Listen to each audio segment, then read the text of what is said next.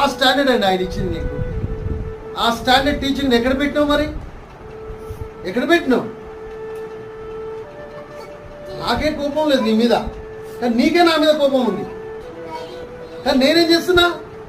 నా మీద ఎందుకు అంత కోపడుతున్నావు? నాకు సారీ చెప్పాను అలా నో, నేనే పోయి సారీ చెప్పాలి. నేనేం తప్పు చేయలేదు, నువ్వే చేసినావు, కానీ నేనే నిన్ను క్షమాపణ కోరుతాను. అప్పుడు ఏమవుతుందంటే అక్కడ బంధం బలపడుతుంది.